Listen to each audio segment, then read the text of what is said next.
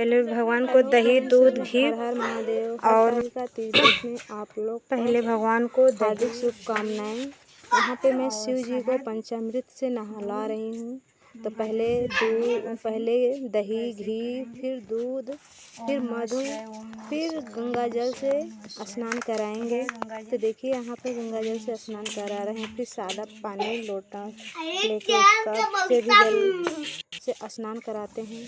तो आप देख सकते हैं स्नान करा दिए शिव जी को। तो और ये जो कटोरी में जो पंचामृत से हम इनका स्नान कराएंगे, इसको हम प्रसाद में बांटेंगे।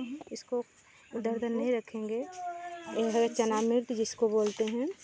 तो फ्रेंड्स, अब हम भगवान शिव जी की जो प्रतिमा लिए हैं, शिवलिंग लिए हैं, तो उसको पान के पत्ता पे स्थापित करेंगे। स्थापित करने के बाद हमारा नंदी बाबा भी पास में छोटा सा है, वाइट कलर दिख नहीं रहे हैं पहले। फिर यहाँ पे हम बेलपत्र से नंदी बाबा को भी स्थापित करेंगे। देखिए नंदी बाबा को स्थापित कर रहे हैं। फिर इसके बाद हम क्या करेंगे, जो हमारे पास धूप धतूर है सब कुछ चढ़ाएंगे। पहले हम दीपक जलाएंगे। दीपक जलाने के लिए पहले अग्नि को समर्पित किया जाता है। तो साक्षी मानकर किसी भी पूजा करने में पहले अग्नि को साक्षी मानकर पूजा किया जाता है। यहाँ पे हम पहले दीपक जलाएंगे। हमारा दीपक देखिए जल रहा है, भी जला रहे हैं तो जल गया। यहाँ पे फिर हमने दीपक जला लिया और दीपक को अच्छे से एक अस्थाई जगह पे रख दे रहे हैं, क्योंकि दीपक जला के ही किसी पूजा को करना चाहिए। फिर हम ओम नमः शिवाय का मन में मंत्र जाप करते हुए जो भी आपको चढ़ाना है, जैसे बेलपत्र, फूल, धतूरा, भांग और समी पत्र, सब कुछ भगवान शिव जी को चढ़ाना है। और दही और लौंग, इलायची, सब कुछ हम यहाँ पे समर्पित करेंगे और चढ़ा रहे हैं। देखिए आप हमारे पूजा को किस तरह से भगवान को सफ़ेद चंदन का तिलक कर रहे हैं अच्छे से। अब तिलक करने के बाद हम यहाँ पे तिलक कर रहे हैं। फिर इनको पुष्प समर्पित कर रहे हैं। पुष्प समर्पित करने के बाद यहाँ पर सिंदूर से इनको टीकेंगे।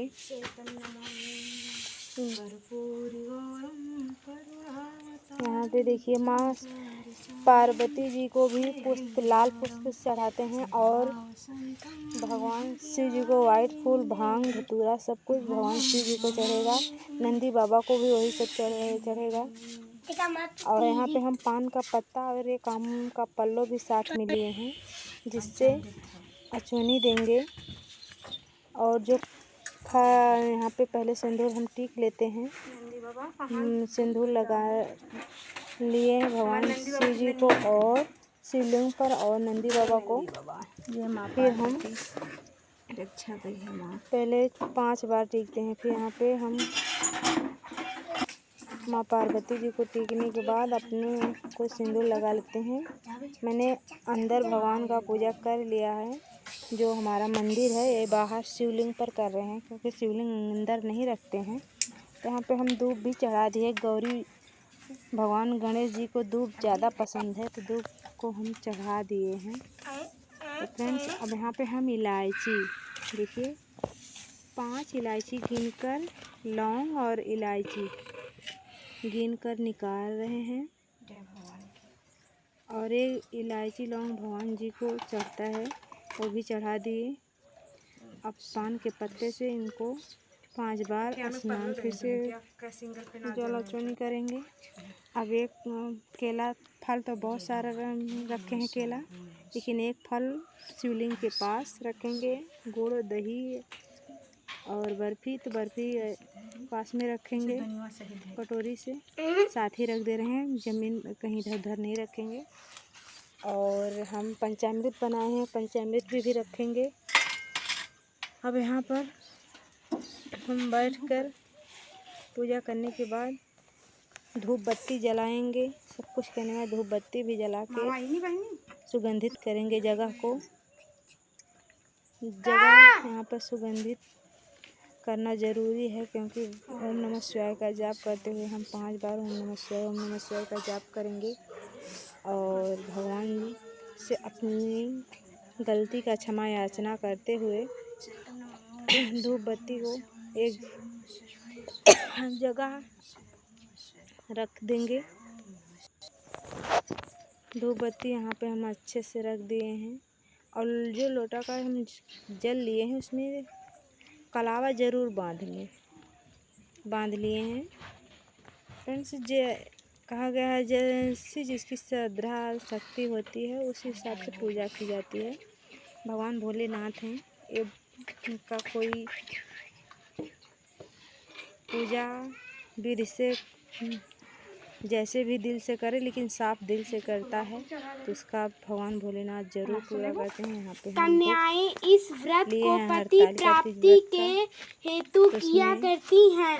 यह व्रत भादो मास में शुक्ल पक्ष की तृतीया अर्थात तीज को किया जाता है। व्रत करने वाली को चाहिए कि वह एक दिन पहले ही अपने को झाड़ बुहार और लीप कर स्वच्छ कर लेवे। बीच आंगन में व्रत के लिए स्थान लीपे, चारों ओर केले के पत्ते खड़े कर मंडप बनावे, चौक लगावे, भगवान शिव और मां की प्रतिमा स्थापित करे, कलश को यथा स्थान पर रखे, उसके सामने दीपक जलावे, चंद्राकर समस्त स्थान को सुगंधित करे, ब्रह्म मुहूर्त में बिस्तर को त्यागे, नित्य कर्म से निर्वृत्त हो, रेशमी वस्त्रों को धारण करे, यहाँ तक हो गंगा जल से स्नान करे। यदि गंगा जी समीप ना हो तो नदी में स्नान करे। नदी के अभाव में सरोवर स्नान करिए। यदि इनमें से कोई भी समीप ना हो तो तारों का छांव में कुएं के जल से स्नान करें और रेशमी हृदय से मन ही मन हरतालिका व्रत का संकल्प करें। शुद्ध होकर पूजा मंडप में आवे। पहले शिव पार्वती की प्रतिमा को पंचामृत में स्नान करावे और उसके बाद उन्हें गंगाजल से स्नान करावे। स्नान कराकर शुद्ध वस्त्र में उनके शरीर को सुखावे, नवीन वस्त्र धारण करावे, शरीर पर चंदन का लेप करें, रोली का तिलक लगावे, धूप जलावे। दोष मैं आपकी शरण हूँ, आप घट घट की जानन हार हो। समस्त ओर से निराश होकर अब आपकी शरण में आई हूँ। आप मेरे मन की अभिलाषा को जानकर मेरी इच्छा के अनुसार ही मुझे वर दें। मैं जिसे अपने पति रूप में प्राप्त करना चाहती हूँ वही मुझे प्राप्त हो। अतः अब आप मुझ पर अनुग्रह करें। हे माता, आप मेरे सुहाग को आंचल करें। इस प्रकार प्रार्थना करके भगवान शंकर और माता पार्वती का हृदय में ध्यान करें और हरतालिका व्रत कथा को स्वयं पढ़ें या श्रवण करें। उत्तम ब्राह्मण को वस्त्र आदि देकर प्रसन्न करें। दिन भर सत्य भाषण करें, ब्रह्मचार्य से रहें, संध्या समय भोजन ग्रहण करें। भोजन करने से पहले ब्राह्मण और साधव ब्राह्मणी को जिमाने तथा अलंकार और वस्त्र प्रदान करें। रात्रि को शंकर पार्वती का कीर्तन करें, जागरण करें। अगले दिन ब्रह्मा मुहूर्त में करें और जलाशय में जाकर जल प्रवाहित करें। जो कन्या इस प्रकार व्रत करती हैं उसका सुहाग सदैव अचल रहता है, उसके समस्त पाप नष्ट हो जाते हैं, धन धान्य पुत्र पौत्र प्राप्त होते हैं। जो स्त्री मोह की वशीभूत होकर इस व्रत को धारण करती हैं परंतु पारण के प्रथम ही भोजन कर लेती हैं, उसे संतान प्राप्त नहीं होती है। है वह विधवा हो जाती है और अंत में नरक में जाती है। हरतालिका व्रत कथा प्रारंभ। दूसरा पढ़ूं।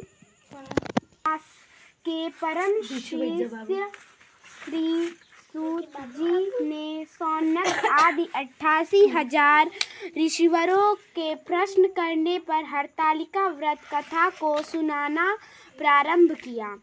श्री सूत जी बोले, हे ऋषिवरों, अब आप परम पुनीत हरतालिका व्रत की कथा श्रवण कीजिए। श्री सूत जी बोले, पार्वती और गले में नरमंडलों की माला को धारण करने वाले अजर अमर देवों में श्रेष्ठ गरल कंठधारी भूत भावन भगवान आशुतोष शंकर की सर्वप्रथम वंदना करता हूँ। भगवान शंकर वंदना करता हूँ। जय हो। एक समय माता पार्वती और भगवान शिवजी कैलाश के शिखर पर विराजमान थे। जिसका के वशीभूत होकर माता पार्वती ने महेश्वर से प्रश्न किया, हे देव आपके नेता हो, समस्त धर्मों के अधिष्ठाता हो और समस्त गुप्त भेदों को जानने वाले हो। आप मुझ पर अनुग्रह करके कृपया ऐसा गुप्त भेद मुझसे कहें जो समस्त व्रतों में श्रेष्ठ हो। उस व्रत का वर्ण करिए जो अल्प कर्म ही के द्वारा महान फलों को देने वाला हो। हे स्वामी, आप आदि मध्य और अंत से रहित हैं। आप धर्म की स्थापना करने वाले हैं, इसीलिए मैंने आपसे यह प्रश्न किया है। सो आप कृपा करके मेरी इस जिज्ञासा को शांत करें। भगवती पार्वती के इन वचनों को श्रवण करके मंद मंद मुस्कुराते हुए आशुतोष भगवान शंकर जी बोले, हे प्रिय, तुमने आज मुझसे अति श्रेष्ठ प्रश्न किया है। हे देवी, तुम्हारी इस जिज्ञासा को शांत करने की इच्छा से ही मैं तुम्हें महान फल देने वाला अति गोपनीय व्रत करता हूँ। यह व्रत वैसे तो पूर्णतया गुप्त रखने योग्य है, किंतु तुम्हारे इस प्रकार किए गए प्रश्न को सुनकर ही वर्ण करना पड़ रहा है। यह गोपनीय व्रत उसी प्रकार व्रतों में श्रेष्ठ है जिस प्रकार तारागणों में चंद्रमा, ग्रहों में सूर्य, चारों वर्णों में ब्रह्मांड और समस्त देवताओं में विष्णु श्रेष्ठ हैं। इस महान फलदायक व्रत का वर्ण वेद और स्मृतियों में है। यह अति पुरातन और श्रेष्ठ है। इसी व्रत में के प्रताप से तुम मेरी अर्धांगिनी हुई। हे